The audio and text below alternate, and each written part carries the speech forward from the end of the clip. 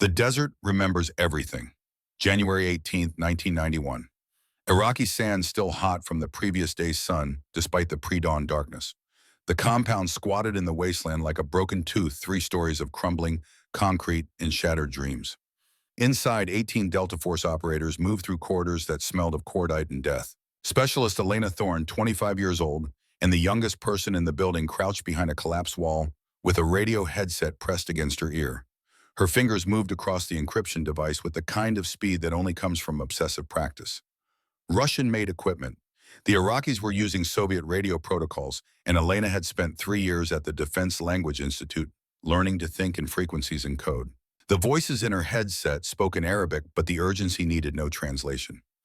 They knew we were coming, she breathed into her comm unit. The explosion that answered her came from the east corridor, then the west, then above. The Iraqis hadn't just known they'd prepared. RPG teams positioned at every choke point, machine gun nests covering every exit, 300 Republican Guard soldiers converging on 18 American operators who'd walked into a perfectly laid trap. Sergeant William Graves died first. Headshot, clean, professional. He had a 2-year-old daughter named Katie who would never remember the sound of his laugh. Corporal Thomas Brennan went down second, RPG through the doorway he was breaching. His wife was 3 months pregnant. His son would be born into a world where his father existed only in photographs and folded flags. Staff Sergeant Robert Hayes lasted longer. He made it to the stairwell before the PKM machine gun found him. 4 children, 4 empty chairs at the dinner table forever. Elena's fingers never stopped moving across the encryption device, even as the building filled with gunfire and screaming and the wet sounds of bodies hitting concrete. She worked. Because working meant surviving, and surviving meant getting her brothers out of this kill box. "I've got their frequency," she said into the comm. "They're calling reinforcements. We have 10 minutes before this becomes a slaughter." Her commanding officer's voice crackled back. "Find us a way out, Thorne. Find it now." So she did. The building's eastern wall had collapsed during the initial bombardment. Thermal imaging showed a corridor of cooler air, a path through the rubble that the Iraqi forces hadn't covered because it looked impassable. It wasn't, not for men desperate enough to crawl through hell itself. "Extract point 200 meters northeast," Elena transmitted. "I'll provide cover." "Negative, specialist. You move with the team. Someone needs to hold the stairwell. That someone is me." She didn't wait for approval, just grabbed the M249 SAW from Corporal Andrew Lawson's dead hands. He wouldn't need it anymore. God rest him, and positioned herself where 3 hallways intersected. The perfect kill zone. For her or for them. Whichever came first. The saw bucked against her shoulder, 200 rounds in the belt. She made everyone count. Above her, rotors cut through the smoke-filled air. Major Jack Dalton's Black Hawk, taking fire from every direction, dropped into a hover that should have been impossible with that much damage to the tail rotor. 7 operators scrambled aboard. 7 men who would live to see their families again because a 25-year-old intelligence specialist had decided that some things matter more than survival. "Thorne, we're coming back for you." Dalton's voice over the radio, desperate. "Negative. Get them out. Get them home." The building shuddered. Something structural gave way above her. Elena looked up just long enough to see 3 stories of concrete, deciding that gravity was no longer optional. The last thing she heard before the world turned black was the sound of Dalton's helicopter pulling away. The sound of 7 lives saved. The sound of a promise she was making to 11 men who would never hear it. "I will find who sold you, however long it takes." The darkness swallowed her whole. Naval Special Warfare Center, Coronado, California, May 2024, 0530 hours. The pre-dawn air carried the same chill that Elena Thorne remembered from 100 other mornings in 100 other places. Different ocean, different coast. Same ritual of men preparing to push their bodies past the point where most humans quit. 180 male trainees stood in formation on the grinder, that flat expanse of concrete, where SEAL candidates learn that comfort is a luxury they can no longer afford. Their breath misted in the cold. Their faces showed the particular kind of exhaustion that comes from sleeping 3 hours and knowing you'll be lucky to get 2 tonight. Elena stood among them, lieutenant's bars on her collar. 39 years old, but looking younger, regular workouts, and good genetics, hiding the gray she'd started finding in her blonde hair. Athletic build, 5'7", with a small scar under her jawline that most people never noticed. The kind of woman who could disappear into a crowd when she needed to, or command a room when circumstances required. On her right forearm, visible beneath the rolled sleeve of her combat shirt, a black widow spider spread its legs across tan skin. Intricate geometric patterns surrounded it. Within those patterns, coordinates that meant nothing to most people: 31 degrees 47 minutes north, 35 degrees 13 minutes east. And beneath the spider, 7 stars arranged in a constellation that appeared in no astronomy text. Sergeant Ryan Garrett noticed the tattoo first. 32 years old, 6'2", built like men who spend their lives in weight rooms. The kind of soldier who'd never questioned his place in the military hierarchy because that hierarchy had always assured him he belonged at the top of it. His voice carried across the formation with the particular volume of men who enjoy public humiliation. A spider, seriously, this is SEAL training, not some beach party sweetheart. What's next? Butterflies on your ankle. Laughter erupted, sharp and cruel. The kind that strips dignity one layer at a time. Elena's eyes remained fixed forward, stone-faced, breathing steady, not one muscle betraying the calculation happening behind those green eyes. She'd heard worse. She'd survived worse. A meathead sergeant with an inferiority complex barely registered on the scale of things that could break her. Bet she got it during spring break, someone stage whispered from the rear ranks. Thought it'd make her look tough for the recruiters. More laughter. Garrett preened, enjoying his role as ringmaster in this particular circus of mockery. What none of them saw was the man standing on the observation deck 70 meters away. Commander Jack Dalton, 68 years old, officially retired, but currently serving as Special Training Advisor, a bureaucratic title that meant he had access without authority. Silver hair cut military short, face weathered by 3 decades of rotor wash and desert sun. Eyes that had seen things most people couldn't imagine and learned to live with them anyway. Through his binoculars, Dalton watched the scene unfold, watched Garrett's mouth move, watched the formation laugh, watched Elena stand perfectly still, absorbing it all with the patience of someone who understood that reactions were ammunition, and she wasn't giving these men a single round. Then Dalton's binoculars found her forearm, found the tattoo, found the 7 stars. The coffee cup in his other hand slipped from fingers gone suddenly numb. Ceramic shattered on concrete. Dark liquid spread across gray like blood on sand. Jesus Christ, he whispered. It can't be. But it was. 33 years later, the ghost he'd watched disappear beneath a collapsing building in Iraq was standing in formation at SEAL training, letting herself be mocked by men who had no idea they were laughing at a legend. Instructor Brian Walsh approached Elena with the measured steps of a man who'd spent 20 years in special operations and developed a sixth sense for things that didn't add up. 45 years old, face like worn leather, eyes that noticed details other people missed. The tattoo was too intricate, too precise. The kind of work that came from military tattoo artists who understood that some ink carried meaning beyond decoration. Sullivan, he said, using the cover name Elena had enrolled under. That marking have some special meaning. Elena's gaze shifted to meet his. Direct, unflinching. Yes, sir, it does.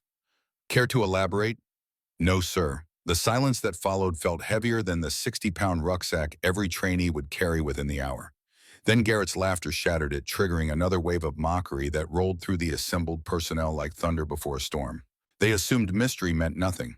They thought silence indicated weakness. They saw a woman trying too hard to belong in a brotherhood built on testosterone and tradition.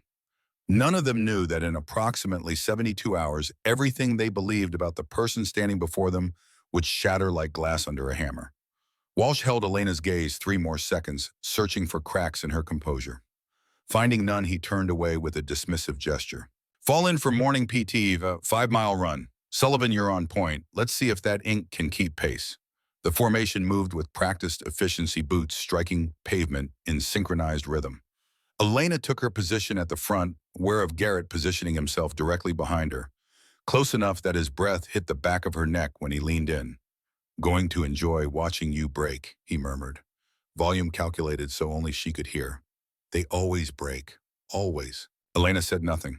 Words were ammunition best kept in reserve. The run began under a sky transitioning from black to deep purple stars fading as the Pacific horizon threatened sunrise. Elena settled into a pace that felt sustainable. Not fast, not slow, just steady. Her breathing remained controlled, her stride economical. Behind her, the pack spread out within the first mile, some pushing too hard too early, others falling back to conserve energy. By mile 2, she'd pulled ahead of 60% of the male trainees without appearing to increase effort. Her legs moved like pistons, mechanical efficient. No wasted motion, no visible strain. Master Chief Harrison Webb, observing from a checkpoint, made a note on his clipboard. 52 years old, veteran of 3 wars and more classified operations than he could legally discuss.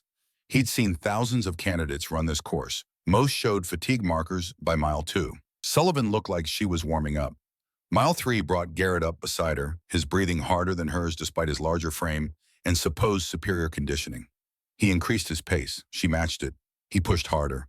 She stayed with him, her expression never changing, her breathing never ragged. Frustration flickered across his face before he dropped back, unable to maintain the unsustainable speed he'd chosen out of pride rather than strategy. Elena finished in the top 15%. Not first, that would draw too much attention, but strong enough to make a point without making a statement.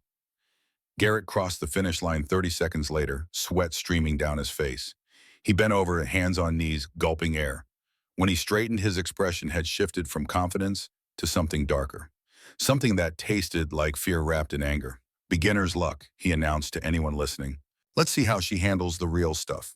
The real stuff materialized after a 10-minute recovery period. Walsh gathered the unit at the obstacle course, a brutal configuration of walls, ropes, and barriers designed to break bodies and spirits in equal measure. Standard protocol called for completion in under 12 minutes with full combat load. 30 pounds in the rucksack, weapon, helmet, everything a SEAL would carry in the field. Garrett had other ideas. Sullivan, his voice carried across the assembled trainees. Since you're so eager to prove yourself, let's make it interesting. 60 pounds in your ruck instead of 30. Show us what that spider tattoo really means. Before Walsh could intervene, before anyone could point out that this violated every training protocol designed to prevent injury, Elena accepted the additional weight without protest. The extra 30 pounds settled onto her shoulders like a familiar burden. She adjusted the straps with movements that suggested muscle memory rather than learning. Small detail, nobody noticed, except Dalton watching from the observation tower with binoculars that wouldn't leave her alone. The course began with a 12-foot wall. Elena hit it at speed using momentum and technique rather than pure strength to vault over the top. Not the approved method they'd learned in basic training, something else. Something that came from doing this movement hundreds of times in contexts where failure meant bullets instead of bruised egos. The rope climb followed, 60 feet of braided hemp that burned palms and tested grip strength. Her hands moved in a pattern too smooth for someone supposedly new to this. Wrap, lock, pull, wrap, lock, pull. Efficient, practiced. The rhythm of someone who'd climbed similar ropes in places where hesitation meant death. Corporal Wade Fletcher watched from the equipment area, 26 years old, communications tech. Garrett had pulled him aside that morning with simple instructions: make Sullivan's life difficult. Small problems, nothing obvious, just enough to create doubt. When Elena moved to the next obstacle, Fletcher stepped toward her gear bag with casual indifference. His hand reached for the water canteen. A small puncture, minor contamination. Nothing immediately dangerous, but enough to cause problems during the afternoon heat when dehydration became the real enemy. Leave it alone, the voice came from behind him. Corporal Nora Quinn, 27 years old, supply officer with eyes that missed nothing, arms crossed, expression neutral. Whatever you're planning, don't. Fletcher straightened all innocence. Just checking the equipment, making sure everything's secure. Sure you were. Quinn didn't move, didn't break eye contact. Just remember, actions have consequences. Back on the course, Elena cleared the final obstacle.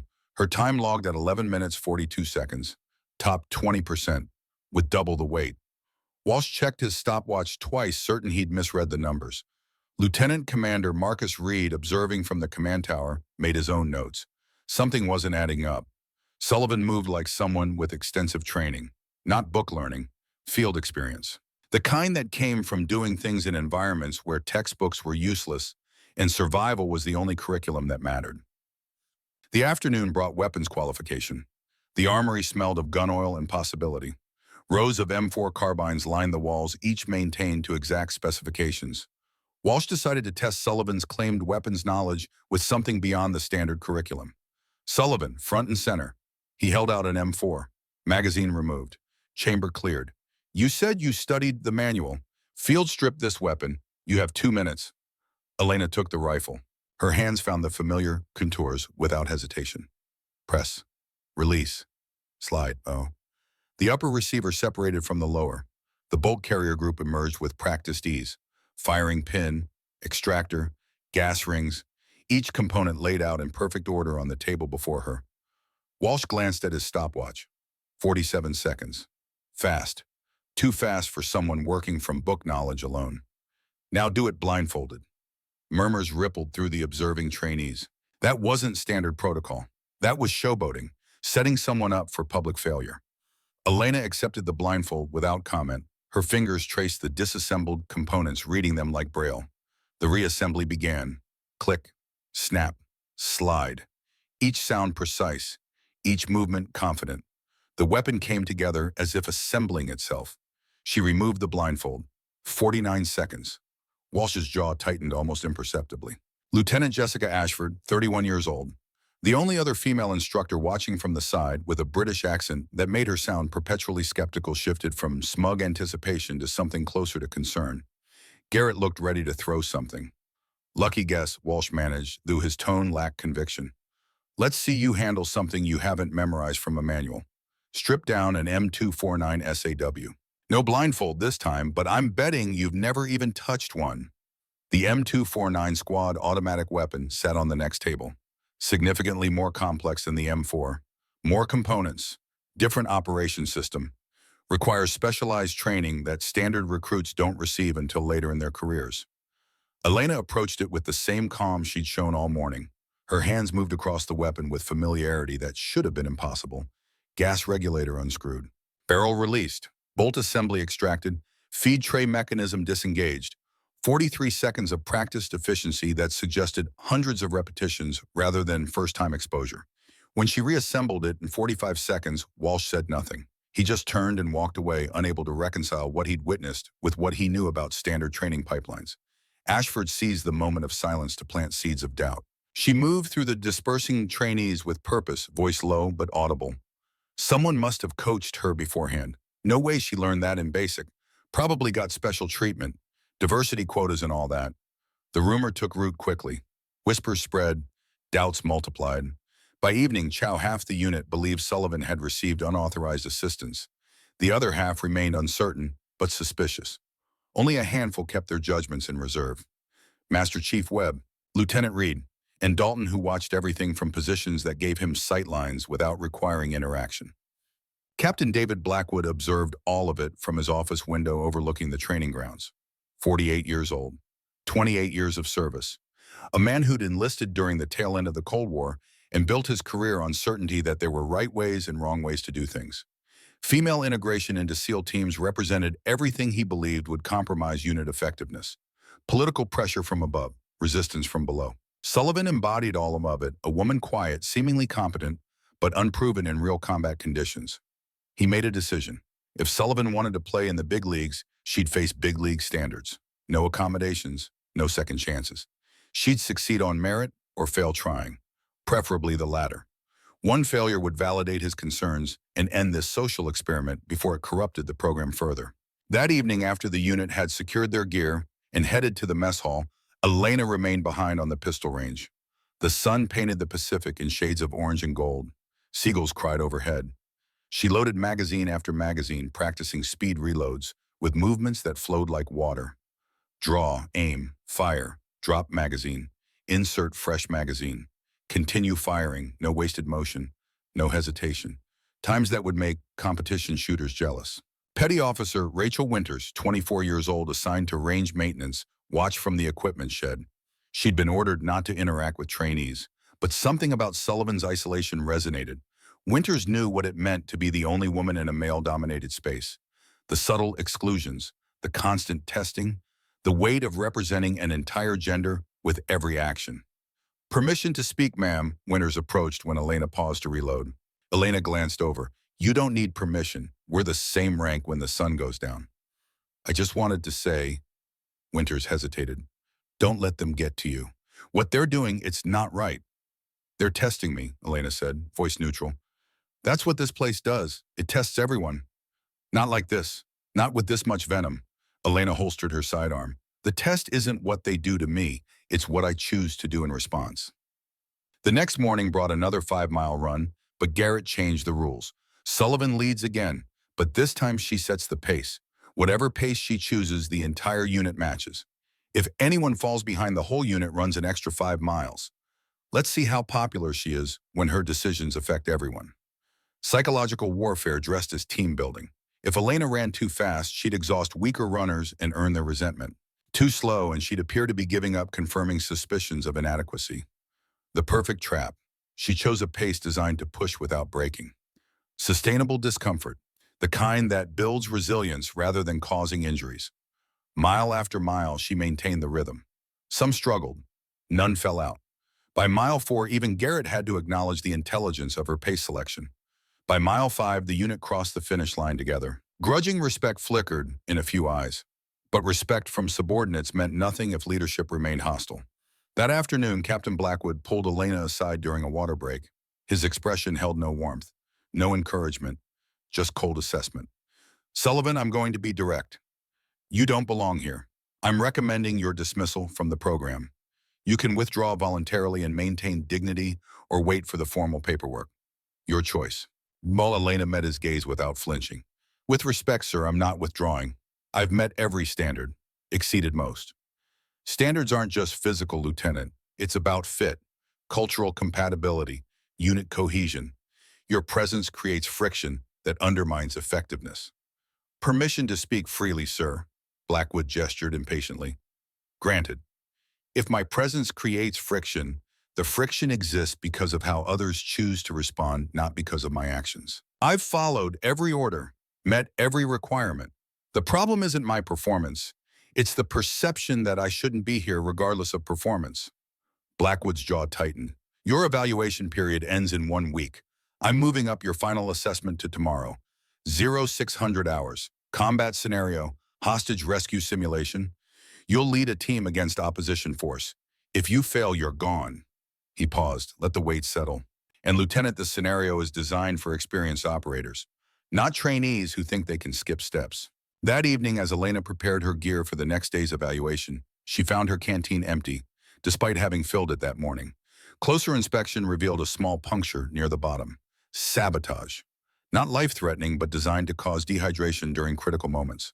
She said nothing, just retrieved a replacement canteen and conducted a thorough check of all her equipment.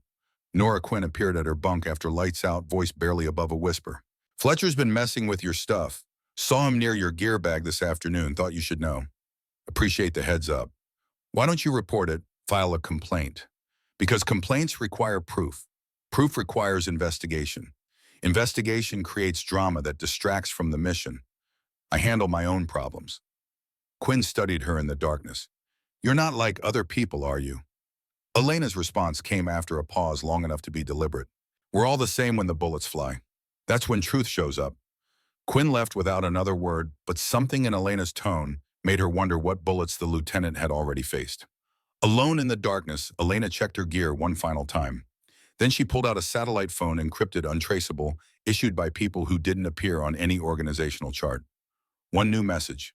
3 words that made her blood run cold. "Shadow unit compromised." She typed her response with thumbs that had steadied themselves through worse news. "How compromised?" The reply came within seconds. "Mole knows you're alive. Terminate protocol active." Elena stared at the message until her eyes adjusted enough to see the tattoo on her forearm. 7 stars, 11 names she'd carried for 33 years. Somewhere on this base, the person who'd sold those 11 men was planning to finish what the Iraqi Republican Guard had started in 1991. Tomorrow's evaluation wasn't just about proving she belonged. It was about surviving long enough to deliver justice 3 decades overdue. She deleted the messages, powered down the phone, lay back on her bunk, and closed her eyes. In the darkness, the desert remembered everything. And so did she. Observation deck, 2,200 hours. Dalton stood alone, binoculars trained on the barracks where Elena's bunk light had just gone dark. In his other hand, a challenge coin, worn smooth from 33 years of carrying it in his pocket. The face showed a black widow spider. 7 stars, coordinates that still appeared in his nightmares.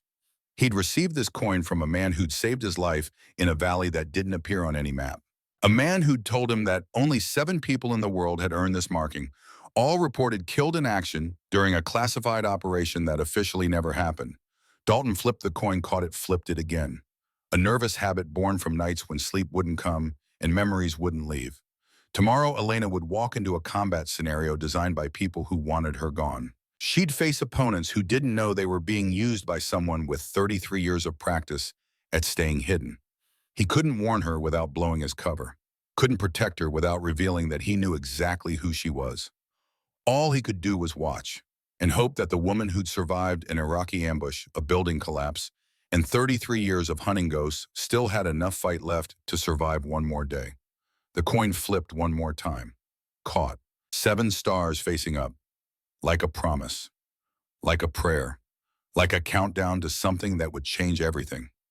The kill house squatted in the pre-dawn darkness like a monument to violence contained. 3 stories of reinforced concrete and ballistic glass built to withstand the kind of punishment that happened when highly trained operators practice the art of controlled aggression. Inside its walls, men learned the difference between killing and murdering. Outside, instructors learned which candidates possessed the judgment to know when each was necessary. Sullivan stood in the staging area at 05:45 hours 15 minutes before the evaluation would begin. Her gear hung on her frame with the particular balance of someone who'd worn it so many times it had become a second skin. 60 pounds of equipment that most people would struggle to carry for a mile felt like nothing more than the weight of purpose. Commander Jack Dalton found her there checking her rifle for the 3rd time. The kind of nervous habit that wasn't nervousness at all, just a ritual that operators performed when the difference between living and dying came down to whether a magazine seated properly. "Walk with me," he said quietly. Not an order, not quite a request. Something in between that suggested urgency without advertising it. They moved to a corner of the staging area where acoustic dead space and poor lighting created a pocket of privacy in plain sight.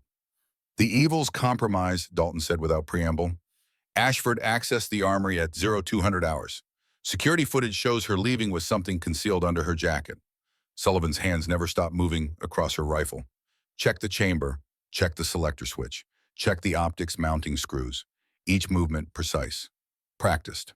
The kind of weapon maintenance that became meditation when your life had depended on equipment, reliability more times than you could count. "I know," she said simply. Dalton's voice climbed half an octave before he caught it. "You know, then why the hell are you still going through with this? Because if I abort now, she walks. 15 years of hunting ends with nothing. 11 families never get closure. The names on my arm stay unavenged." She finally looked up from her weapon. Green eyes held something that made Dalton's chest tighten, not fear but acceptance. The kind that came from making peace with outcomes that couldn't be controlled. "She swapped ammunition," Sullivan continued. Voice clinical, detached. "Training rounds for live 5.56. The plan is elegant in its simplicity. Garrett shoots me during the breach. Everyone assumes equipment malfunction. I'm dead before anyone realizes what happened. Ashford files a report. Investigation finds no intentional wrongdoing. Life continues." Jesus Christ. You're describing a murder plot and you're talking about it like it's a weather forecast. "I've survived worse weather, Jack." The use of his first name the first time she'd done so in 6 weeks of maintaining short made the moment feel more real, more dangerous, more final. Dalton grabbed her shoulder, forced her to meet his eyes fully. "In 2009, when that building came down in Kandahar, I thought I'd lost you. I carried that guilt for 15 years. 15 years of wondering if I could have done something different. If I could have pulled you out instead of leaving you behind.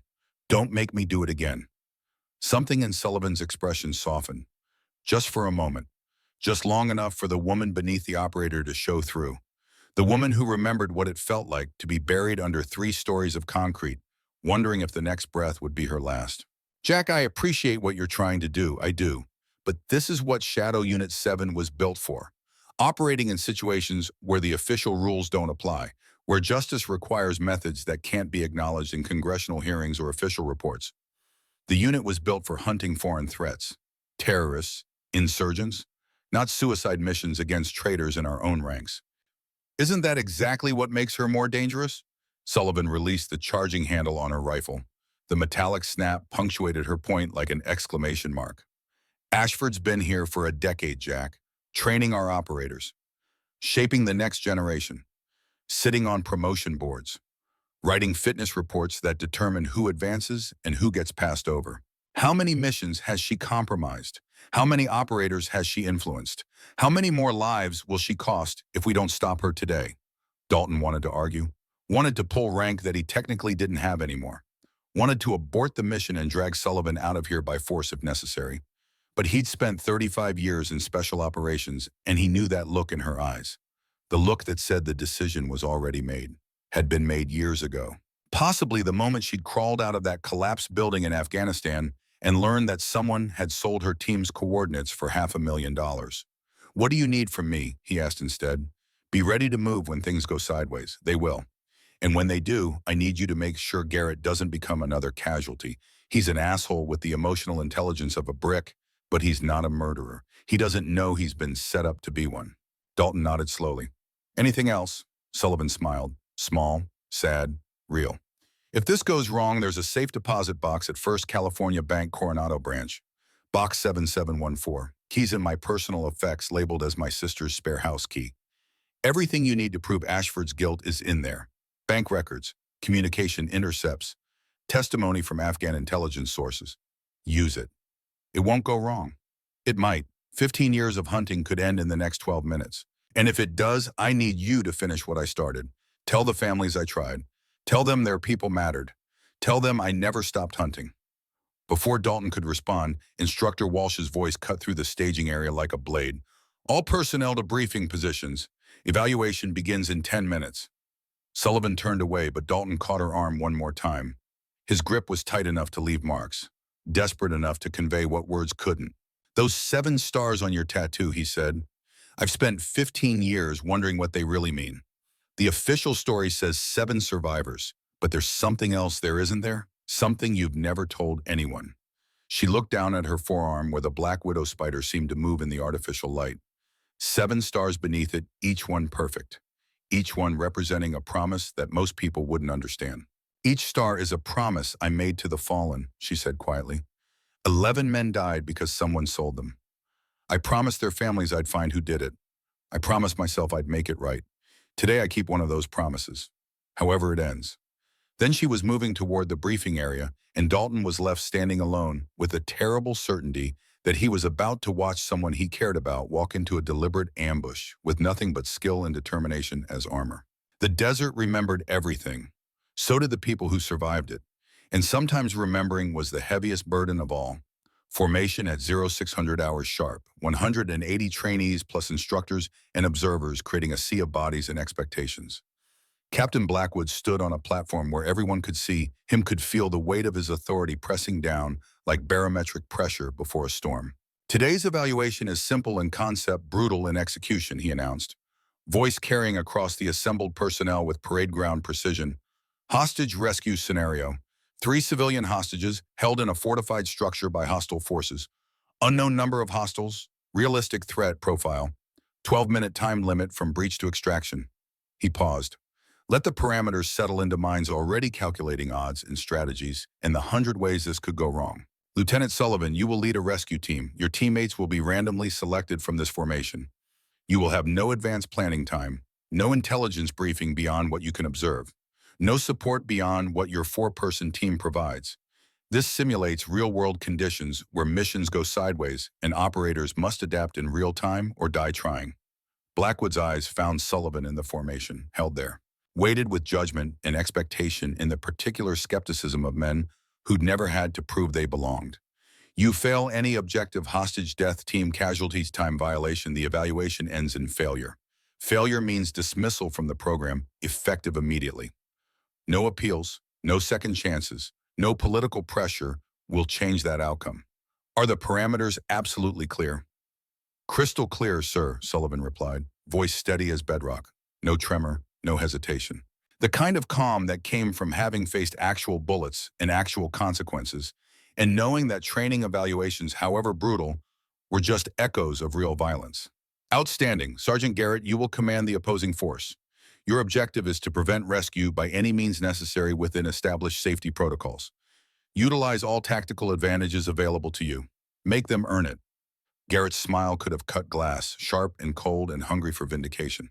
He'd been waiting for this moment, the chance to prove that Sullivan's early successes were statistical anomalies, that women didn't belong in SEAL training no matter how many pull-ups they could do or how fast they could run, that nature and biology and tradition would assert themselves when push came to literal shove.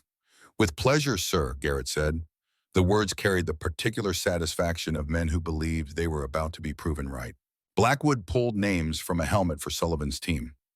Random selection, completely fair on paper, completely brutal in practice.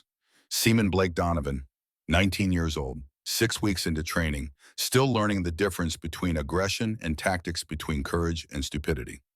Petty Officer Rachel Winters, 24, support personnel pulled from range maintenance, weapons qualification but zero combat experience. Corporal Maxwell Hunt, 28, solid operator with good fundamentals but openly skeptical of female leadership since the concept had been introduced. Sergeant Derek Stone, 31, 10 years in the Army before cross-training to Navy, competent enough to recognize incompetence but hostile to Sullivan since her first day when he decided she was a political checkbox rather than a qualified operator. 4 people, only one of whom didn't actively want Sullivan to fail.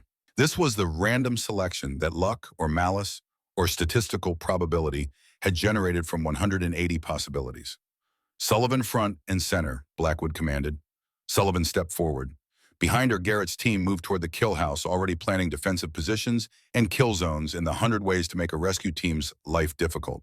They had 20 minutes to fortify, to set traps, to create a scenario designed for failure. Sullivan looked at her randomly assigned team, saw the doubt in their eyes like neon signs, the resentment in their postures, the certainty that she would lead them into failure and take them down with her, ruining their own chances at graduation in the process.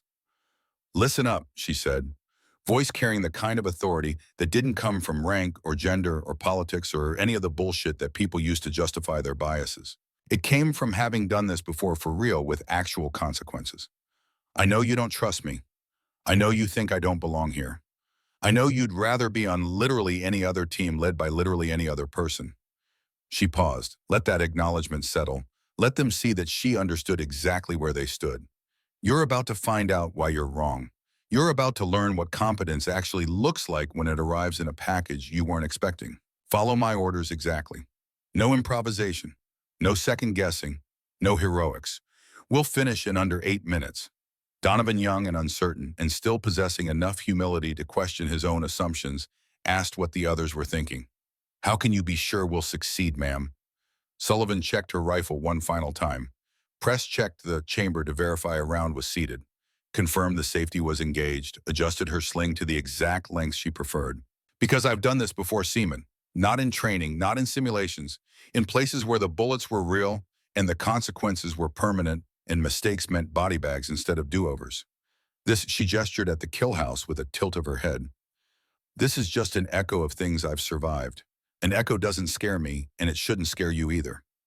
The confidence in her tone created pause. Even Stone, skeptical and hostile, and convinced that political correctness was destroying military effectiveness, found himself wondering if maybe possibly there was more to Sullivan than her personnel file suggested. Walsh stepped forward with tactical radios. "Rules of engagement are preloaded, non-lethal marking rounds. Sensors will register hits and simulate casualties. Hostage casualties trigger immediate failure and emergency stop. Team casualties result in medical evaluation and potential mission abort. Clock starts when you breach the perimeter. Questions?" "No, sir," Sullivan said. "Then you have 12 minutes starting in the moment you cross the red line. Execute."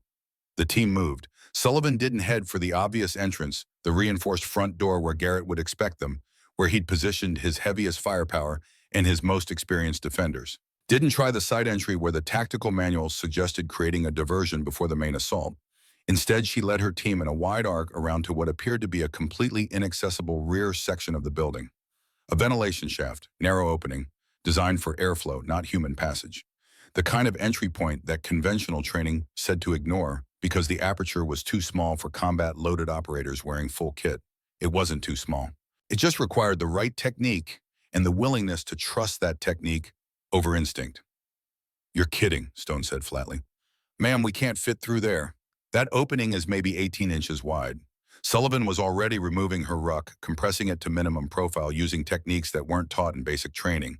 Techniques that came from actual operations in actual countries where actual enemies made actual holes in actual buildings. "I'll go first," she said. Not asking permission, not seeking consensus, just stating fact. "You follow exactly as I demonstrate. Body positioning matters more than size.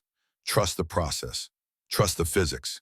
And for God's sake, trust that I'm not going to lead you into a situation I can't get us out of. She approached the shaft with movements that suggested muscle memory from repeated practice.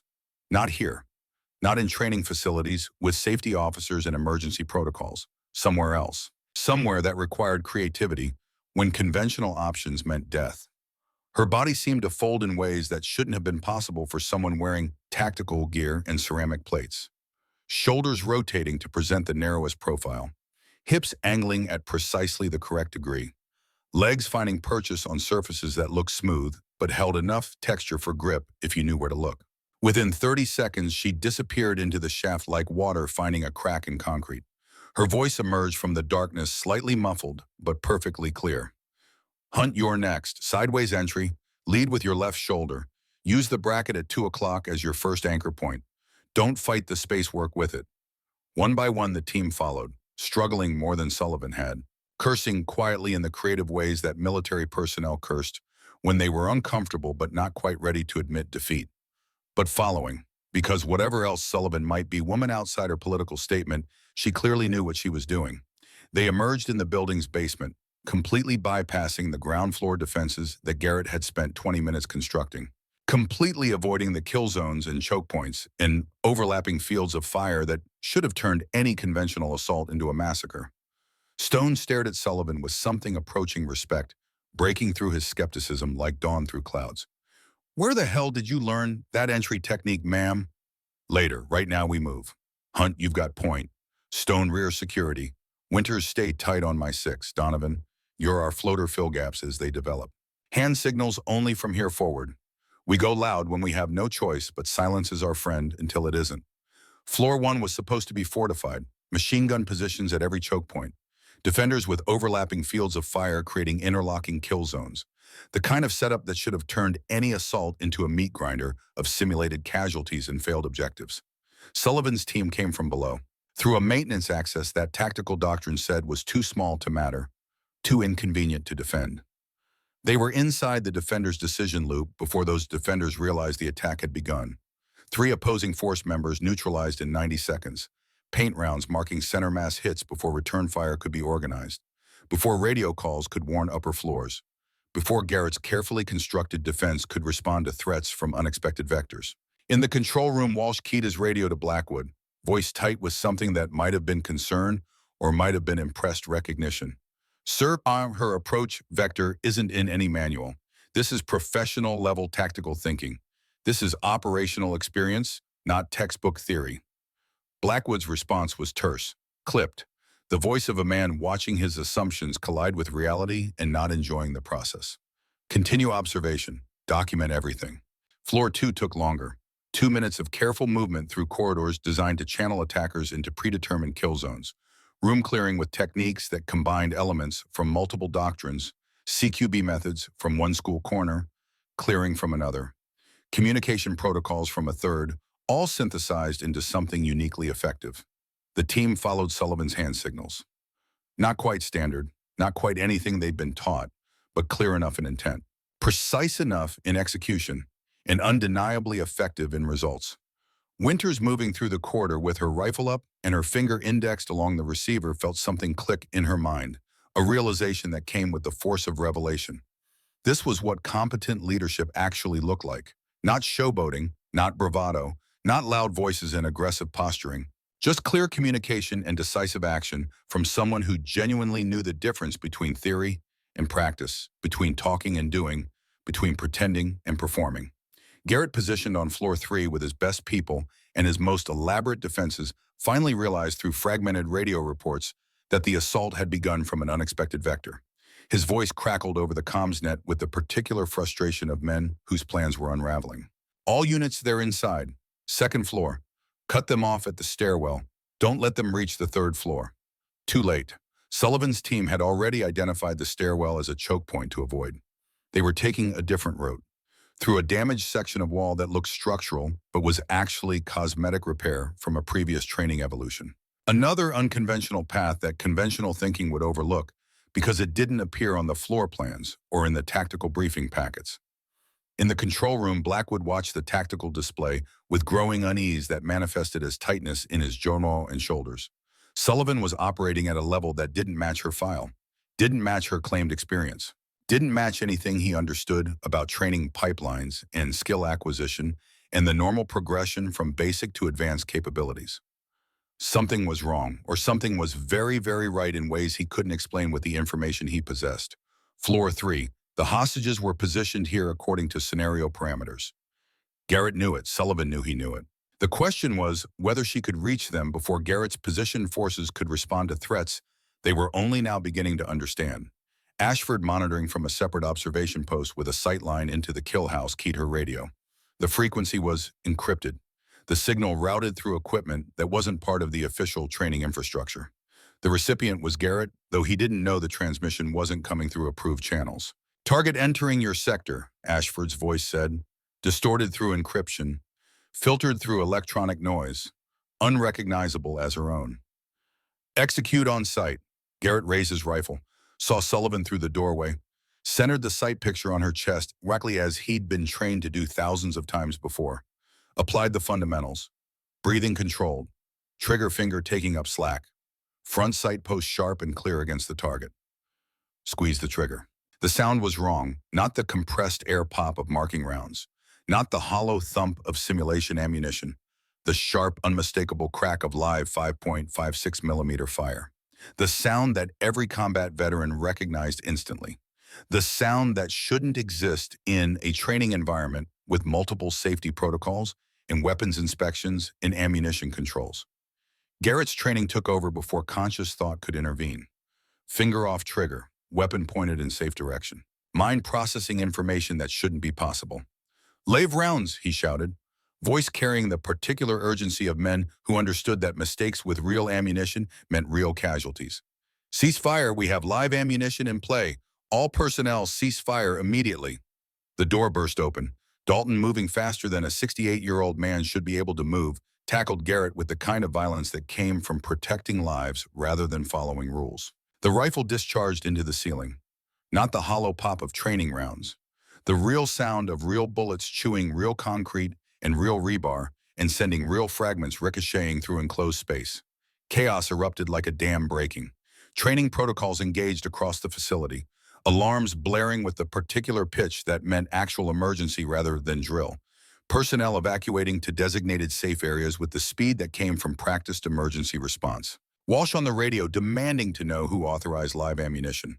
Blackwood descending from the control room with fury and confusion written in equal measure across his face. Sullivan used the chaos, moved through it like smoke through a screen door, found the hostages exactly where scenario parameters said they'd be, found Ashford trying to exit through the rear access with the kind of urgency that suggested guilt rather than concern. Nora Quinn stood blocking that exit, arms crossed. Expression neutral, but eyes hard as diamonds. The kind of look that said she'd made a decision and intended to see it through regardless of consequences. "Going somewhere, ma'am?" Quinn asked.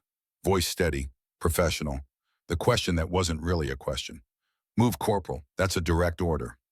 "Orders don't include attempted murder, ma'am. They also don't include fleeing the scene when there's been a safety violation. Protocol requires all instructors to muster at the command post during emergencies. You're heading the wrong direction." Ashford's hand dropped to her sidearm. Not training equipment, her personal weapon. The Sig Sauer P226 she was authorized to carry as an instructor. The one that held real bullets for real purposes that suddenly seemed very relevant. She drew. Quinn dove aside with the reflexes of youth and awareness. The shot went wide, punching through drywall with the authoritative voice of 9mm authority. The sound was impossibly loud in the enclosed space. The kind of loud that made ears ring and hearts race and adrenaline spike into territory normally reserved for actual combat. Sullivan came around the corner at a dead sprint. Saw Ashford, saw the weapon, saw 15 years of hunting about to reach its conclusion one way or another. "You should have stayed dead in Kandahar," Ashford said. Weapon centering on Sullivan. Finger taking up trigger slack with the smooth pressure of someone who'd practiced this moment in her mind more times than she could count. "Should have stayed buried under that building where you belonged." Sullivan's response was pure reflex. No thought. Just action born from countless repetitions in situations far more dangerous than this. She sidestepped. Closed distance. Got inside Ashford's decision loop before that loop could complete its cycle. The joint lock was textbook. The disarm was muscle memory.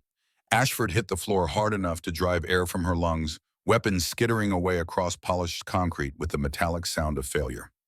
Garrett appeared in the doorway, still holding his rifle cleared, now magazine drop chamber verified empty through visual and physical inspection. He saw Ashford on the ground, saw Sullivan standing over her, saw the sidearm that shouldn't be there, shouldn't have been drawn, shouldn't have been fired in a training facility with safety protocols and oversight and rules designed specifically to prevent this kind of scenario. "Ma'am," he said, slowly, processing information that didn't fit expected patterns. "What the hell is happening here?" Ashford made one last desperate move, lunged upward from the ground, grabbed Sullivan's tactical vest with both hands. The fabric stressed by the day's activities and this sudden violence gave way with the sound of tearing cloth. The vest ripped open, the shirt beneath tore, and there exposed to fluorescent light and 140 pairs of eyes now gathered in the kill house. Despite evacuation orders, Sullivan's complete tattoo became visible. Not just the black widow spider they'd mocked that first morning. The full design. Geometric patterns forming coordinates that had meaning for people who understood classified operations. 33 degrees, 56 minutes north, 69 degrees, 13 minutes east. Kandahar province. The valley where Shadow Unit 7 had operated. Numbers woven into the web like encryption. SU-70004. And beneath the spider 7 stars arranged in a pattern that matched no constellation but held meaning for those who knew. Beneath those stars, barely visible, even now micro-engraved text. 11 names that most people in this room had never heard, but some would recognize from classified briefing materials and operation after action reports that carried security classifications above top secret. The training yard went silent, absolutely silent. Even the alarms seemed to pause in their cycling, creating a pocket of quiet that felt unnatural after so much chaos. Master Chief Harrison Webb, standing near the back of the assembled crowd, whispered something that only those nearest heard. But the whisper carried weight that made it louder than shouting. "Holy God! Shadow Unit 7, the ghost of Kandahar." Recognition rippled outward like shockwaves from an epicenter. Not everyone knew what Shadow Unit 7 meant. Most didn't, but enough people did. Enough senior personnel with clearances and experience and access to briefing materials that mentioned operations in footnotes and redacted paragraphs. Enough intelligence officers who'd seen reports. Enough operators who'd heard stories in secured spaces where classified information flowed more freely than in official channels. Shadow Unit 7 wasn't just elite, it was legend. Ghost stories told in spaces where security clearances were checked at the door. Operations that officially never happened. 7 survivors from a mission that should have killed everyone. 7 operators who'd walk through fire and come out the other side carrying scars that most people couldn't imagine surviving. Garrett released Sullivan's vest like it had become electrified. He scrambled backward, boots scraping concrete, face cycling through emotions too fast to catalog.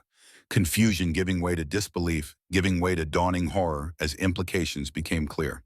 He'd been mocking, sabotaging, attacking with live ammunition he hadn't known was live. Not a struggling trainee, not a diversity hire, not a political statement, but an operator whose credentials made his own 10 years of service look like orientation week. Stone took 3 involuntary steps backward. The skepticism he'd carried for 6 weeks dissolving like sugar in acid. Every assumption he'd made, every doubt he'd expressed, every moment of resistance. All of it recontextualizing in real time as he understood that competence had been present all along. He just hadn't recognized it because it arrived in a package he hadn't expected. Winter's hand went to her mouth.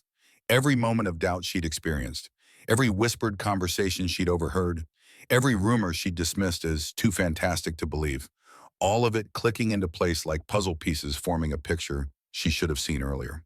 Lieutenant Jessica Ashford's face showed pure terror, because she knew, had known the moment Sullivan appeared in training 6 weeks ago, had recognized the tattoo pattern from classified briefings she'd accessed 15 years ago when she was a junior intelligence officer with too much access and too little oversight. She'd thought all of Shadow Unit 7 died in 2009. The official reports said so. The casualty list confirmed it. Every member listed as KIA or permanently reassigned to classified status with the kind of paperwork that meant asking questions was career suicide. But here was Elena Thorne, alive, in the flesh, with the evidence literally written on her skin in ink that wouldn't fade and couldn't be denied. Dalton descended from the observation tower with measured steps. His bearings shifted to match the moment's gravity. When he reached the kill house floor, he came to attention before Sullivan, with the precision of parade ground formality. His salute was parade ground perfect, the kind reserved for Medal of Honor recipients and four-star generals and people who'd sacrificed in ways that transcended normal military service. "Commander Elena Thorne," he said, voice carrying across the silent space, making her real rank official for the first time since she'd arrived wearing lieutenant's bars in a cover story. "Shadow Unit 7, Operation Enduring Viper, January 2009. His voice cracked, just slightly, just enough to show the emotion beneath the military bearing.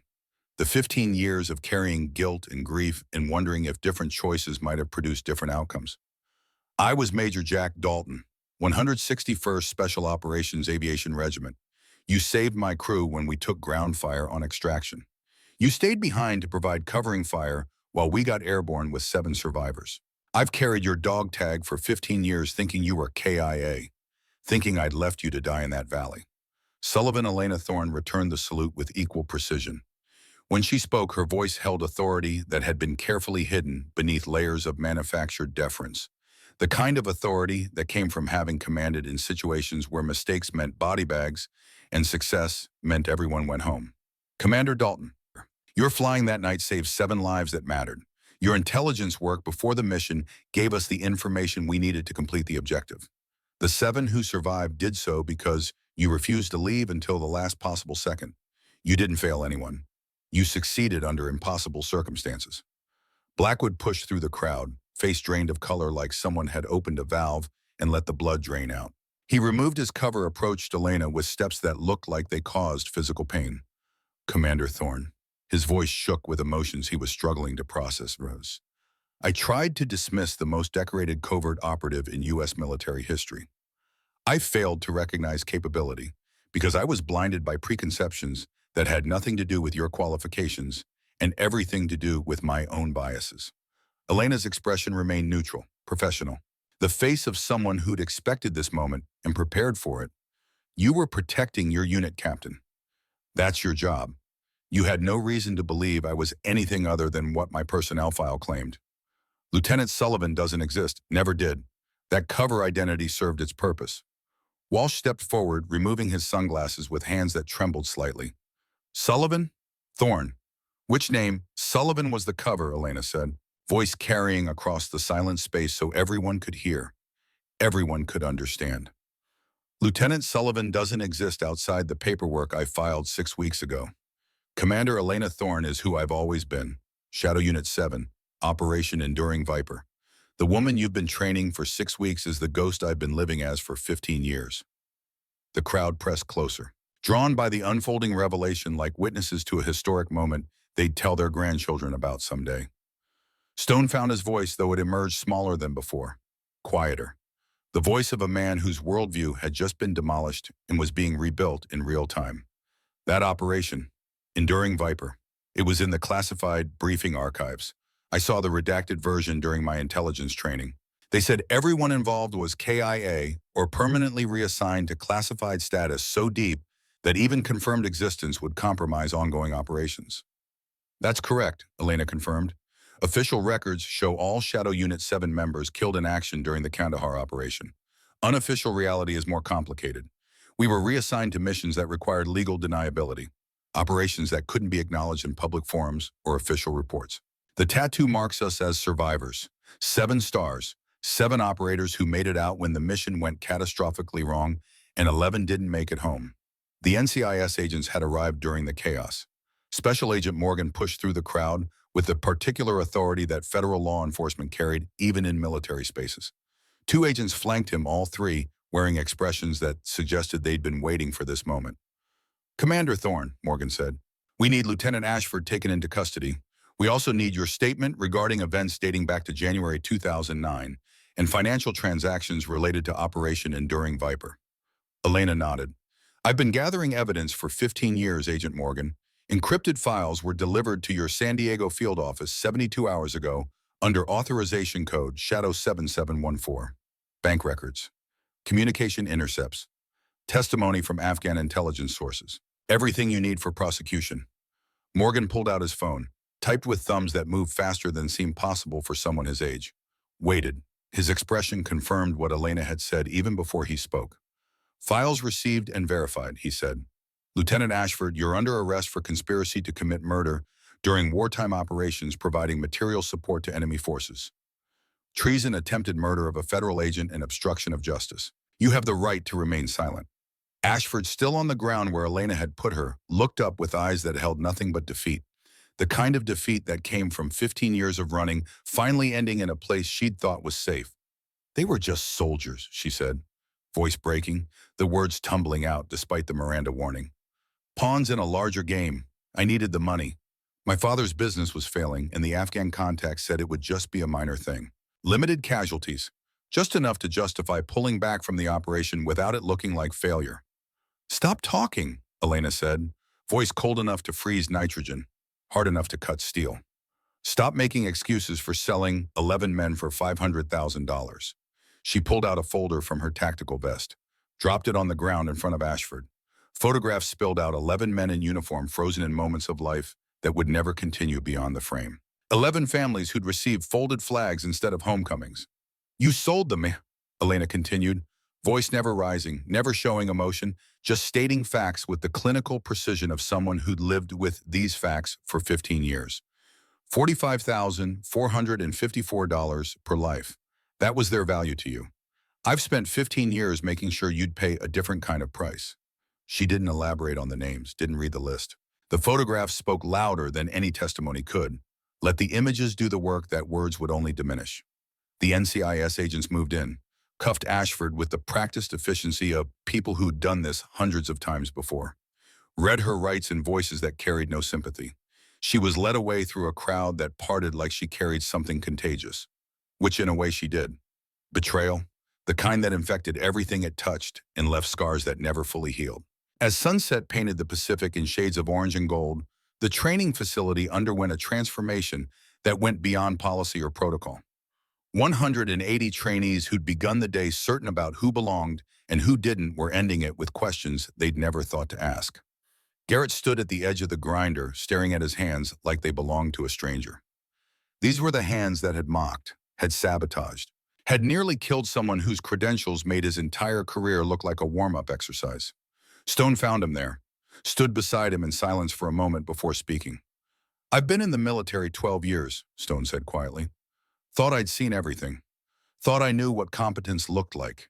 Turns out I didn't know shit about recognizing excellence when it didn't arrive in the package I expected.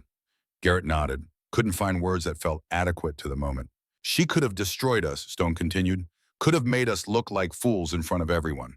Instead, she used us, made our bias part of her evidence, made our assumptions into data points in a larger investigation. That's a level of strategic thinking I can't even comprehend. Yeah, Garrett managed. Yeah, it is.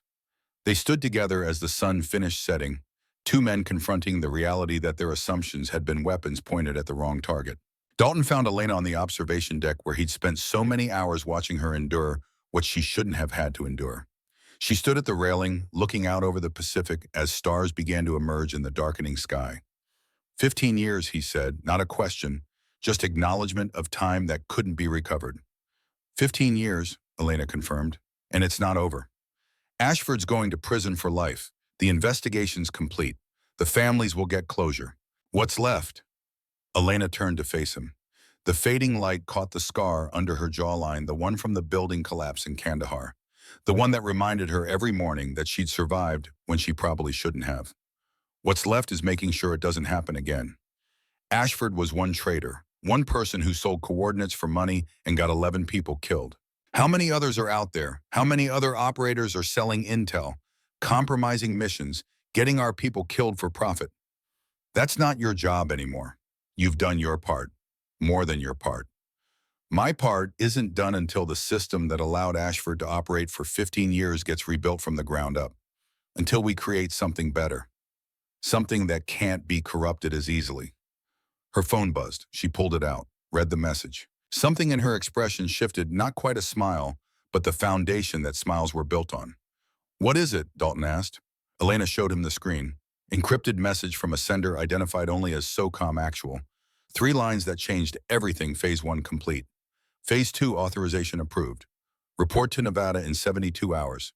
Bring nothing. Expect everything. Nevada, Dalton said slowly.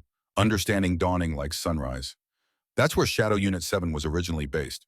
Before they scattered you to the wind after the Kandahar operation, before the official disbandment that wasn't really a disbandment. They're not rebuilding it, Elena said. They're reimagining it. Shadow Unit 7 was created to hunt foreign threats in places where official military operations couldn't go. The new version hunts domestic ones. Traitors, moles, people like Ashford who wear the uniform while selling out the people who trust them. Dalton was quiet for a long moment. When he spoke, his voice carried the weight of decades. You're going to need operators. People you can trust, absolutely. People who've proven themselves under conditions that revealed their true character. I know some candidates. Elena's smile became real, full, the kind that transformed her face from professional operator to someone who still remembered what hope felt like. So do I. Spent the last 6 weeks evaluating them under conditions designed to reveal exactly who they were beneath the surface. Understanding dawned across Dalton's weathered features. That's what this was really about. Not just catching Ashford, not just documenting bias in training protocols. You were recruiting. Multi-purpose mission, Elena confirmed. The best kind, achieve multiple objectives with a single operation. Catch a traitor. Document systemic problems.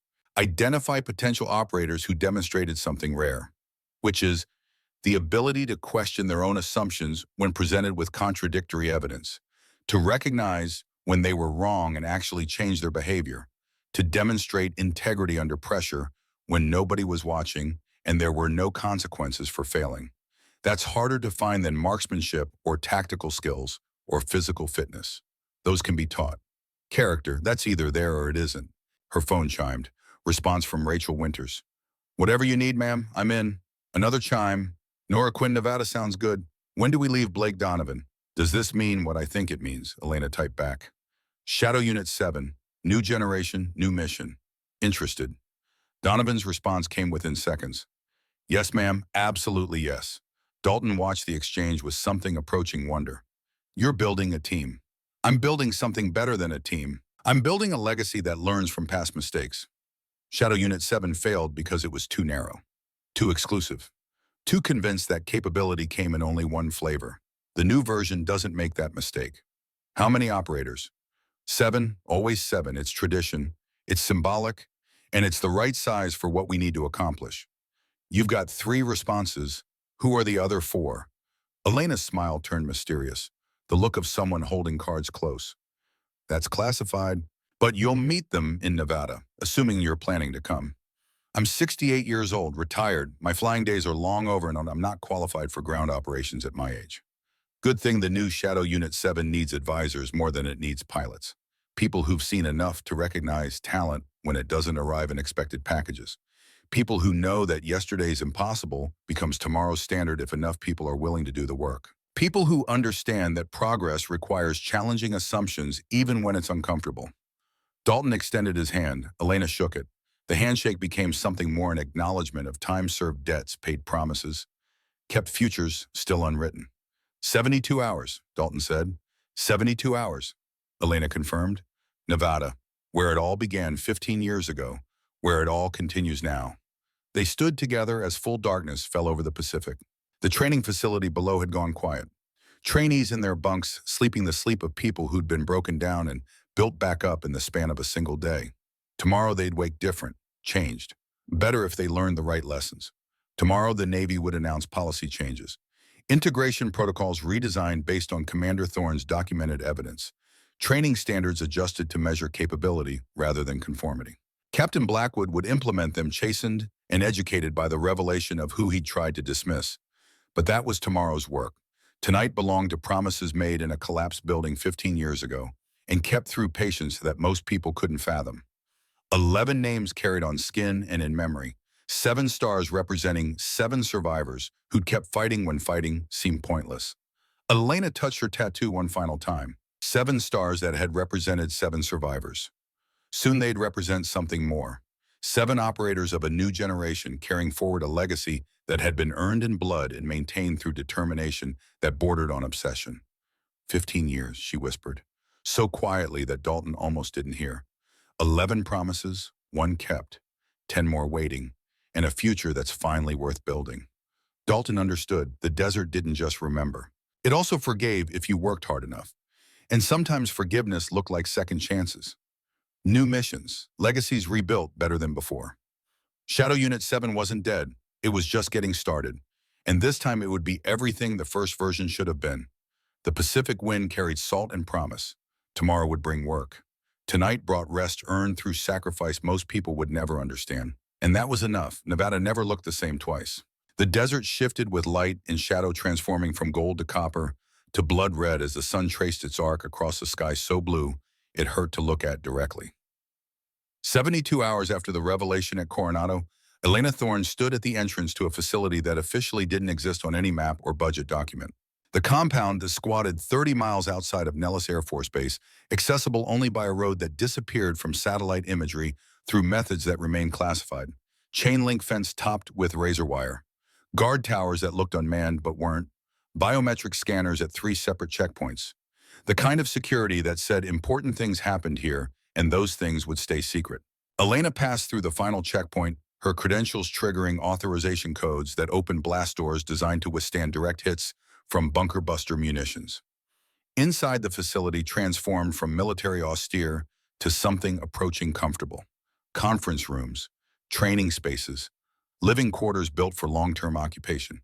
Everything an off-book special operations unit would need to function independently of traditional command structures. General Patricia Holbrook waited in the main briefing room. 79 years old, but still carrying herself like the Army intelligence officer who'd built Shadow Unit 7 from concept to reality back in 2008. Silver hair cut short, eyes that had seen too much but never looked away. The kind of leader who inspired loyalty through competence rather than charisma. Commander Thorne, Holbrook said, not rising from her chair, not saluting.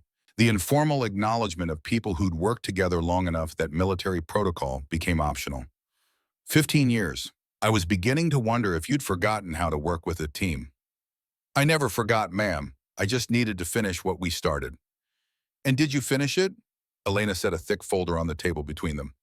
Jessica Ashford is in federal custody awaiting trial. Evidence is ironclad. Bank records showing the $500,000 payment from Afghan sources. Communication intercepts placing her at the leak point. Testimony from 3 separate intelligence agencies confirming her role. She'll spend the rest of her life in Leavenworth. Holbrook opened the folder, scanned the contents with the speed of someone who'd spent 50 years reading classified documents. 11 KIA because she sold coordinates for money. 15 years of investigation to bring her to justice. Most people would call that closure and move on with their lives. I'm not most people. No, you're not. Holbrook closed the folder, met Elena's eyes directly. Which is why you're here. Shadow Unit 7 died in 2009 when that building collapsed in Kandahar. The official version anyway. The unofficial version kept operating through people like you who refused to accept that some problems don't have solutions. She stood, walked to a wall-mounted display that flickered to life at her approach. Satellite imagery, financial data, communication intercepts, the accumulated intelligence that suggested patterns hiding in noise. We have a problem, Holbrook continued. 3, possibly 5 moles currently operating in special operations units, selling information to Russia, China, Iran. Small leaks, careful leaks, the kind that don't trigger obvious flags but cause missions to fail in ways that look like bad luck rather than betrayal. Elena studied the display, saw the patterns immediately. Mission failure rates slightly elevated in specific units. Communication security breaches that seemed random but clustered around particular personnel. Financial anomalies buried deep in banking records. Ashford wasn't an isolated case, Elena said. Ashford was the symptom we could see. These others are smarter, more careful. They've learned from the mistakes that got people caught in the past. Traditional counterintelligence methods aren't working because these people know how those methods operate. They're gaming the system from inside. You need operators who can go deep cover, long-term infiltration, people willing to disappear into assignments that might last years. I need Shadow Unit 7 rebuilt for a different mission, not hunting terrorists in foreign countries, hunting traitors in our own ranks. Holbrook turned from the display. I need you to build it. 7 operators, your choice, your command, complete operational autonomy with oversight only from me and 2 others whose names you'll never know. Elena had known this was coming, had known since the encrypted message 72 hours ago. had spent the flight to Nevada thinking about who she'd already chosen and who still needed evaluation. I have 4 confirmed, she said. Rachel Winters, Nora Quinn, Blake Donovan, Jack Dalton as senior advisor. I need 3 more. What about the personnel who failed to support you at Coronado? The ones who bought into the bias and discrimination? Some of them learned, demonstrated capacity for growth. Ryan Garrett asked for voluntary demotion and additional training in unconscious bias recognition. Derek Stone submitted a formal apology and requested assignment under my command if I'd have him. Maxwell Hunt has been mentoring the next class of female candidates using what he learned from watching me operate. Holbrook raised an eyebrow. You'd trust them after what they did. I trust them because of what they did after, because they had the integrity to recognize they were wrong and the courage to change. That's rarer than you think. Most people double down on their mistakes. The ones who can admit error and adapt, those are the ones worth keeping. Then choose, but choose carefully. Shadow Unit 7 operates without safety nets. No official recognition, no public acknowledgement. If an operation goes wrong, there's no cavalry coming to the rescue. You fail, you die, and the official story will be whatever serves national security interest. Elena had lived that reality for 15 years. Living it for the rest of her career didn't frighten her. What frightened her was failing. Letting more operators die because she didn't build the unit well enough. Didn't train them thoroughly enough. Didn't prepare them adequately for the weight of operating in shadows where mistakes meant body bags. When do we start? She asked. You already have. Your team arrives in 6 hours. Use the time to prepare your briefing. And Commander, Holbrook's expression softened fractionally. Welcome home. The arrivals came in staggered intervals over the next 6 hours, each one processed through security. Each one briefed on the classification level and consequences of unauthorized disclosure. Each one making the choice to step into something that would define the rest of their lives. Rachel Winters arrived first, 24 years old, but carrying herself with the confidence of someone who'd found purpose. She'd spent the last 3 days reading everything she could about Shadow Unit 7's history, piecing together the story from declassified fragments and informed speculation. Ma'am, she said when Elena met her in the reception area, I need to know before we go any further. Is this about revenge? About hunting down everyone who ever wronged you? No, Elena said simply. It's about prevention. About making sure the next generation doesn't face the betrayals our generation endured. About building something that protects operators from threats they shouldn't have to worry about. Winters nodded. Then I'm in. Completely in. Whatever this requires. Nora Quinn arrived next. 27 years old with the kind of situational awareness that made her notice things other people missed. She'd caught Wade Fletcher sabotaging equipment, had stood up to Ashford when it would have been easier to stay silent, had demonstrated integrity when the cost of integrity was personal risk. I've been thinking about what you said at Coronado, Quinn told Elena during their private conversation, about the test being what we choose to do in response to what's done to us. I want to be someone who chooses correctly, who acts with integrity even when nobody's watching. That's why you're here, Elena confirmed. Blake Donovan came third, 19 years old and still processing the revelation that the lieutenant he'd been assigned to assist was actually a decorated commander with operational experience he couldn't imagine. He'd spent 3 days wrestling with questions about assumptions and judgment and how quickly certainty could become foolishness. I don't know if I'm qualified for this, ma'am, he said honestly. I'm still learning, still figuring out what kind of operator I want to be. That self-awareness makes you more qualified than people twice your age who think they have all the answers, Elena replied. This unit needs people who can question themselves, who can adapt, who understand that growth is continuous. Jack Dalton arrived with the kind of quiet dignity that came from having made peace with hard choices. 68 years old and officially retired, but clearly not done serving. He'd spent 15 years carrying guilt about leaving Elena behind in Kandahar. Now he had the chance to do something that mattered with the time he had left. I'm too old for field work, he said when Elena outlined the mission parameters. Too slow. Too many old injuries that don't heal the way they used to. You're not here for field work. You're here because you understand what failure costs, because you've seen operations go wrong and learn from them, because these young operators need someone who's lived long enough to know that confidence without wisdom gets people killed. The fifth arrival surprised Elena. Master Chief Harrison Webb, 52 years old with 3 decades of service and the kind of institutional knowledge that couldn't be taught from manuals. He'd been one of the few at Coronado who'd reserved judgment, who'd watched Sullivan's performance with professional assessment rather than personal bias. General Holbrook reached out, Webb explained, said you were building something that mattered, said you needed someone who understood how the system actually works versus how it's supposed to work. I've got 8 years until mandatory retirement. I'd rather spend them doing something that fixes problems than perpetuating them. Elena hadn't known Holbrook was recruiting on her behalf, but she wasn't surprised. The general had always understood that building effective teams required diversity of perspective and experience. You'll be second in command, Elena told Webb. Primary responsibility for training protocols and operational planning. I need someone who can translate strategic objectives into tactical execution. Webb nodded. I can do that. I've been doing variations of that for 20 years. Just never with this much autonomy or this much importance. The sixth arrival was unexpected. Dr. Margaret Sullivan, 42 years old, the medical officer who'd examined Elena during in-processing at Coronado and said nothing about the scars that told stories most doctors never encountered. She'd maintained professional confidence when disclosure would have been easier, had demonstrated the kind of discretion that intelligence operations required. I'm not special operations, Sullivan said when Elena questioned why she was there. I'm a doctor. I patch people up and send them back to work. Why would Shadow Unit 7 need me? Because operators who work deep cover can't use traditional military medical facilities without compromising their cover. Because some injuries require treatment that can't be documented in official records. Because this unit needs someone who understands that healthcare sometimes requires moral flexibility that traditional military medicine doesn't allow. Sullivan was quiet for a long moment. You're asking me to operate outside regulations, to provide care that might violate medical ethics guidelines, to potentially falsify records in service of operational security. I'm asking you to save lives when the official rules would let people die. The choice is yours. Sullivan's answer came after consideration that spoke well of her judgment. I became a doctor to help people. If this helps people who can't be helped through normal channels, then yes. I'm in. The seventh arrival completed the circle.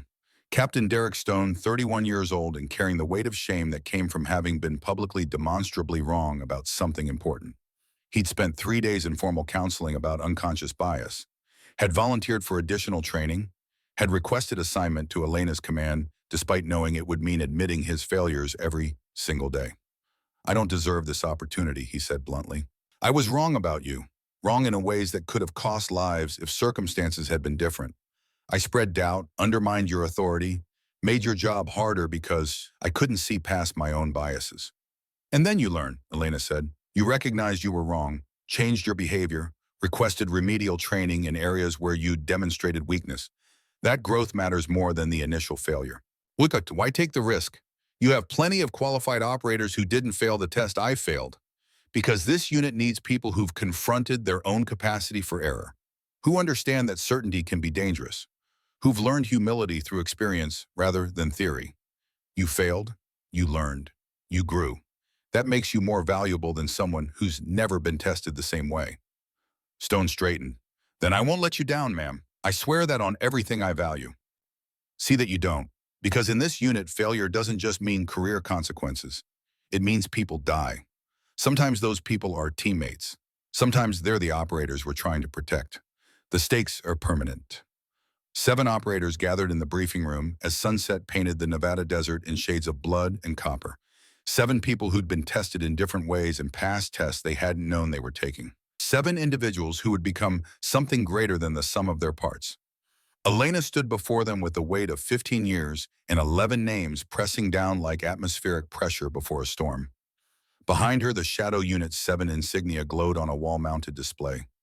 The Black Widow Spider. 7 stars, coordinates from Kandahar, the symbols that carried meaning beyond decoration. You're here because you demonstrated something rare, she began. Not physical capability, not technical skill. Those are important, but they're not what defines this unit.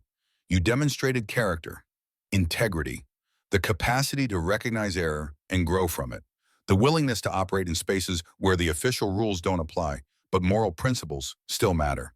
She paused. Let that settle. Let them understand that this wasn't standard military service dressed up with classified trappings.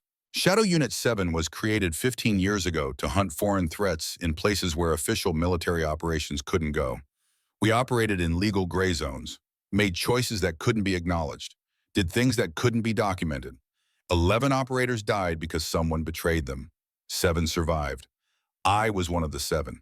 She touched her tattoo, the 7 stars visible beneath her rolled sleeve.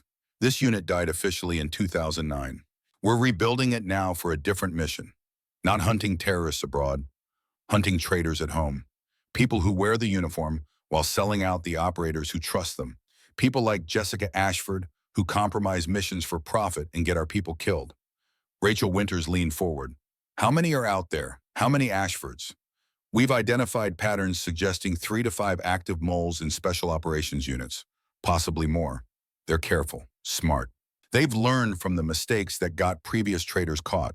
Traditional counterintelligence isn't working because they know how those systems operate. Nora Quinn's expression hardened. So we become the counterintelligence. We go deep cover, infiltrate the units where these people operate, identify them from inside. Exactly, but understand what that means. Deep cover assignments lasting months or years. Complete immersion in false identities. No contact with family except through secure channels. No recognition. No public acknowledgement. If you're compromised, there's no cavalry coming. You succeed alone or you fail alone. Blake Donovan's youth showed in the question that escaped before he could filter it. What happens if we fail, if we're caught or killed? The official story will be whatever serves national security interest, Elena said bluntly. Training accident, operational mishap, mental health crisis leading to suicide. Whatever narrative protects classified programs and ongoing operations. Your families will receive folded flags and condolences. The truth will stay buried.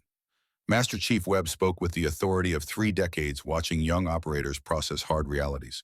That's the price of operating in shadows. No glory, no recognition, just the knowledge that you protected people who'll never know they needed protecting. If that's not enough for you, leave now. No judgment, no consequences. Nobody moved. Jack Dalton, standing near the back, felt something tighten in his chest. These 7 people, 6 operators and 1 advisor who'd seen too much but couldn't walk away, were volunteering for something that would consume their lives, would define them in ways they couldn't fully understand yet. And they were doing it anyway because it mattered more than comfort or recognition or safety. Doctor. Sullivan broke the silence with a practical question. What's the training timeline? How long before we're operational? 6 months intensive, Elena answered. Advanced tradecraft, cover identity development, deep cover psychology, counterintelligence operations. By the time we're done, you'll be able to maintain false identities under interrogation, operate independently in hostile environments, recognize patterns that traditional intelligence misses. Derek Stone raised his hand. Old habit from formal schooling. And after training, what's the first operation? Elena glanced at Holbrook, who nodded permission to disclose. We've identified a unit at Fort Bragg with statistically impossible mission failure rates. 3 operations in the last 8 months compromised before execution. No obvious security breaches, no electronic intercepts, no evidence of traditional espionage, but someone's talking. Someone with access to planning materials and operational timelines. You want us to infiltrate Fort Bragg, Stone said. Figure out who's leaking. Build evidence that would stand up in court-martial. That's the first mission. After that, there are 2 more units under investigation. And after those, we'll identify new targets based on patterns we discover. This isn't a single operation. It's a continuous mission that doesn't end until we've rooted out every traitor we can find. Rachel Winters stood. When do we start training? Tomorrow, 600 hours. Tonight, you rest, you think. You make absolutely certain this is what you want. Because once training starts, there's no quitting. You're committed or you're gone. Those are the only 2 options. The briefing concluded as full darkness fell over the Nevada desert. 7 people dispersed to their assigned quarters with minds full of questions and possibilities, and the weight of choices that would define the rest of their lives. Elena remained in the briefing room after they'd gone, staring at the Shadow Unit 7 insignia on the display, thinking about the 11 names on her tattoo, thinking about Ashford in federal custody, thinking about the traitors still operating and the operators they'd kill if Shadow Unit 7 didn't stop them. Holbrook returned as Elena was preparing to leave. Second thoughts. Always, but second thoughts don't change the mission. Those 7 people are trusting you with their lives, with their futures, with their family's peace of mind. That's a heavy burden. I've carried heavier. Elena touched her tattoo. 11 names, 15 years, 1 promise kept. This is just the next promise, the next mission, the next group of people I refuse to fail. The difference is those 11 didn't choose what happened to them. These 7 are choosing. They're walking into this with open eyes, which makes me more responsible, not less. They're trusting my judgment, my leadership, my ability to keep them alive while asking them to do things that might get them killed. I can't fail them the way someone failed the 11. Holbrook studied her for a long moment. You know what happened in Kandahar wasn't your fault. Ashford sold those coordinates. Ashford compromised that mission. You survived because you were skilled and lucky and refused to quit. None of that was your failing. Tell that to the families who buried empty caskets because we couldn't recover the bodies. I have told them. Multiple times over 15 years. They don't blame you. They're grateful 7 survived to carry on the mission.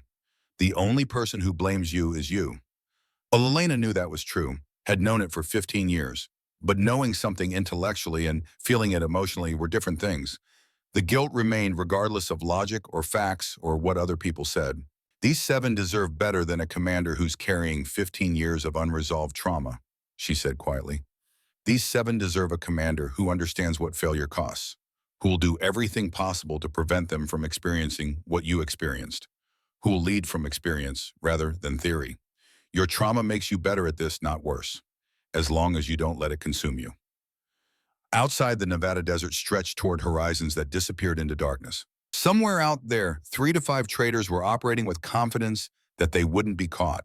Confidence born from having evaded detection for months or years. Confidence that traditional counterintelligence methods couldn't touch them.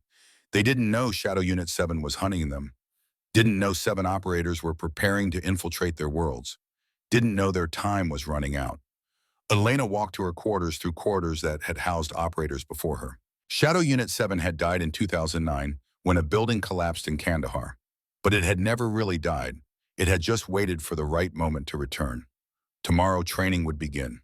6 months of intensive preparation to transform 7 individuals into a cohesive unit capable of operating in shadows. 6 months to build something that would honor the 11 who died and protect the countless others who didn't know they were targets. In her quarters, Elena opened a small case she'd carried from Coronado. Inside, 11 dog tags, the ones she'd recovered from the Kandahar collapse, the ones that should have been returned to families but had been deemed too classified to release, the ones she'd kept for 15 years as a reminder of what betrayal cost. She laid them out on her desk, read each name, remembered each face, made the same promise she'd made 15,000 times before. I found one, she whispered to the names. Jessica Ashford is in custody, justice served. But there are more, and I swear on everything I am that I'll find them too. That these 7 operators will stop the next 11 from dying. That Shadow Unit 7 will prevent the betrayals we couldn't prevent. The dog tags gleamed in the lamplight. 11 promises, 1 kept, 10 waiting, and a future that might finally be worth the sacrifices the past had demanded. Shadow Unit 7 was reborn. Not as it had been, but as it needed to be. 7 operators, 1 mission, complete commitment to protecting those who couldn't protect themselves from threats they didn't know existed. The desert remembered everything. The fallen, the survivors, the betrayals and the justice that followed. And now, finally, the desert would witness what came next. Not revenge, not closure, but continuation. The legacy carried forward by people who understood that some fights never ended. They just found new warriors to carry them. Elena touched her tattoo one final time before sleep. 7 stars, 11 names, 15 years, and tomorrow a new chapter in a story that was just beginning. The watch never ended, but the watchers changed, and these watchers would be ready.